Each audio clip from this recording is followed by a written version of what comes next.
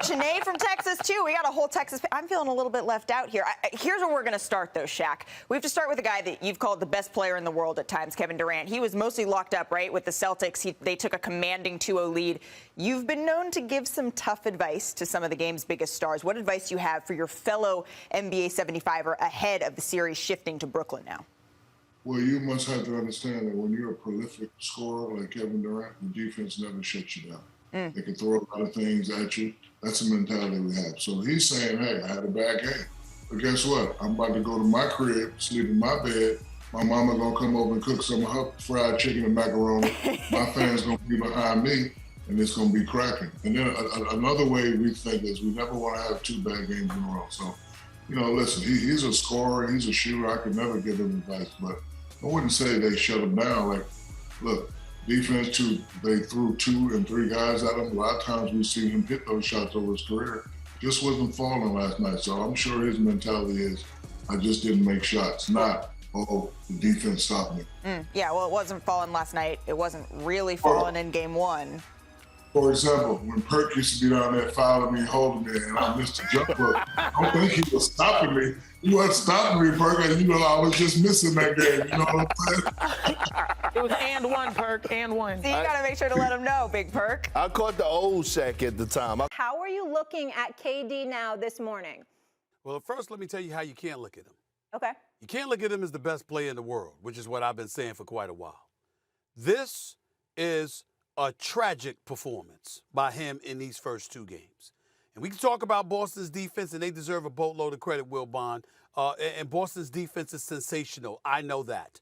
And I'm not going to go where where Kendrick Perkins, rather, went the other day where he was talking about KD getting punked. I'm not going there because it's impossible for me to feel that way about him. But my God, I have never seen Kevin Durant look this bad. It's not about the performance. It's not about the fact that he's 4 for 17 overall. To some degree, it's about the fact that he's 0 for 10 in the second half. To another degree, Will Bond, it's about the fact that he looked shook. He looked rattled. And I never thought I would see something like that happen to Kevin Durant on the offensive side of the ball. Certainly some nights are better than others. But we've never looked at Kevin Durant and said, my God, he looks awful. He looks like he can't get anything going. There's nothing that's working. They're all up in him. 1 minute he's double teamed. Another minute Tatum defending him straight up. And he's blocking his shot. List goes on and you crossing over and bouncing the ball off of your own foot and it's going out of bounds. He looked completely rattled. He looked completely shook. It was an abysmal, embarrassing performance by Kevin Durant. And the Brooklyn Nets are on the verge of getting swept. I can't believe that those words are coming out of my mouth. Now, I got them winning the series in 7 games. There's still a possibility, but obviously I ain't too damn confident about that right now. They're on the verge of getting swept. Swept! And I'm talking, and listen, I understand. I don't think it's going to happen. I believe they're going to win Game 3, Will Bond. But let me also say, Kevin Durant ain't alone. Then let me indict Mr. Kyrie Irving.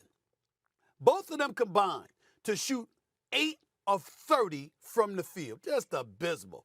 Did you hear what Kyrie Irving alluded to after the game? Basically alluding to himself being docile. Like that, Will won't check me because your vocabulary is more extensive than mine. But docile, unenthused, lacking energy and fervor. How the hell that happened with all that time he missed? One game. Hold on, wait a minute. I asked the question. How that happened with all that time he missed? It's 1 game. I'm not drawing this many conclusions. Here's a conclusion. Here's the only one I'm willing to draw. Those 2, as great as they are, and Kevin Durant is still the best player in the game. They got harassed in the bad shooting, Stephen A. I don't care how great a player is. We saw this happen with the bad boy Pistons and Michael Jordan. Harassed. Now, it's not as physical now as it was then. But for today, in the context of great defense, the Celtics can play it. We saw Bird harassed into this kind of stuff by the Lakers' great defense when they had it. We saw Magic harassed into this kind of stuff when he had to play against the Celtics and great defense. This is what happens. This is basketball. It's a series. It's not the NFL. I don't need to draw 400 conclusions from last night. Here's the conclusion. They better figure out how to set better screens. They better figure out, and you mentioned this on Get Up this morning, they better figure out how to pass the basketball. You look at all those clips that we have of KD. What's going on? He is in ISO mode. That has to stop. He is not going to beat 2 and 3 Boston Celtics defenders. This defense is too good for that, and God help the Nets if Robert Williams comes back at any time in this series. But Stephen A., I think Brooklyn's going to respond. They're going to look at film. Look at these clips of Kevin Durant. Where's the ball movement? He's going to figure it out. As he says, I'm KD. Y'all know who I am. He and Kyrie will figure out with the help of the coaching staff. We've got to play better offensive team basketball than this. I think they will. I think they'll win game 3. I don't think they're on the verge of anything. And I picked the Celtics, and I'm staying with it. And I'm saying still Celtics in 6 games. But let's not go. I'm not ready to indict anybody yet. They had a really bad game last night. What great players and great teams do is respond. Stephen A., let me just say something really quickly, because Wilburn brought up coaching, and you also brought up Kyrie and his energy, and I'll just say this. It is Ramadan, and from what I understand, he's fasting, and that's tough, not eating all day long, then going out there and playing during the playoffs. Like, that is real, and that can have an effect on your energy. But also, I was talking to Coach Seth Greenberg, who will join us in just a bit. We're going to get into Jay Wright with him, and he was saying that coaching appears to be an issue for the Nets. How much of that is playing a role? You're damn right it's playing a role. Listen, we have to be honest here, okay? First of all, I respect what you brought up about Kyrie Irving, because that's incredibly, incredibly valid. And we do understand that. But the point is that it didn't stop him from doing what he did in game 1. So in other words, it's an extreme from game 1 to game 2. Wilbon's absolutely right. It's just one game. But guess what? They only got 2 left, really. I mean, you can't afford 2 more losses. So let's understand that the numbers are very palpable and they're very, very significant. It's not 1 of 82 games. It's 1 of 7.